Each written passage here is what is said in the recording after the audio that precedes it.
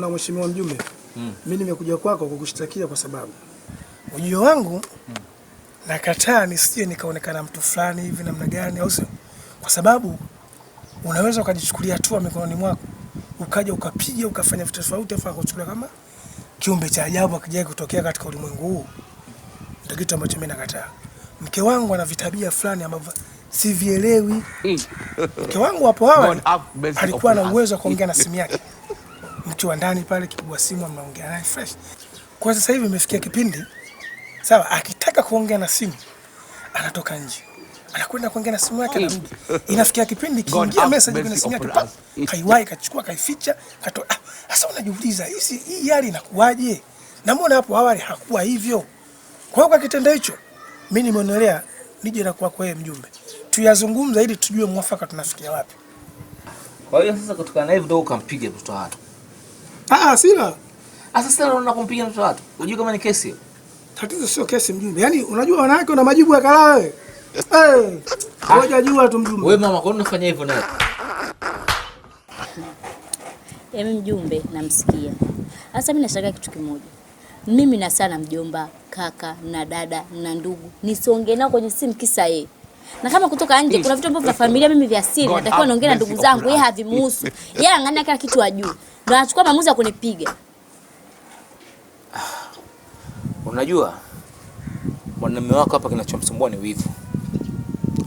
Anahisi wewe kutoka kuongea na simu bila taarifa, anahisi kabisa unamsaliti.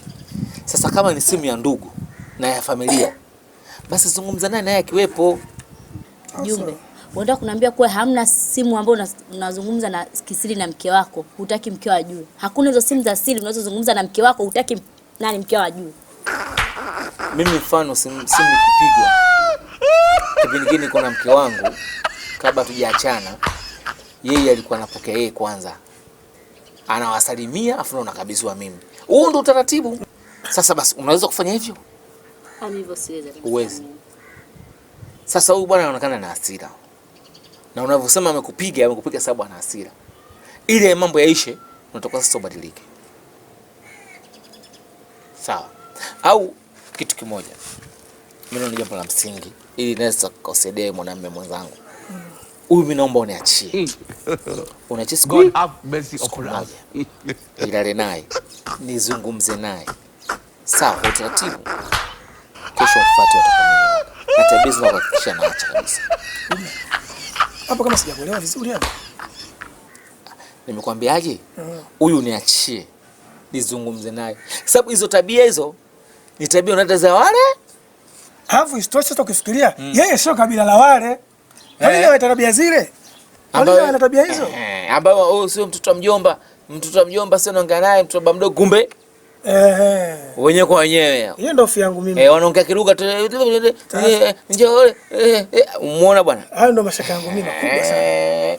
Sasa tabia sio nzuri. Kwa hiyo mimi niachie na kuomba. Nitazungumza naye. Kesho njoo mfuate. Ananyoka. Ashindwe. Mjumbe. Hilo jambo inawezekana vipi? Kwa sababu wewe mjumbe huna mke. Sasa nawezaje kukuachia mke wangu mpaka kesho? Mjumbe. Kama ndo ushauri wenyewe ndo huo. Kama ndo kuamua kwenyewe unaamua kwa staili hiyo. Mjumbe samahani.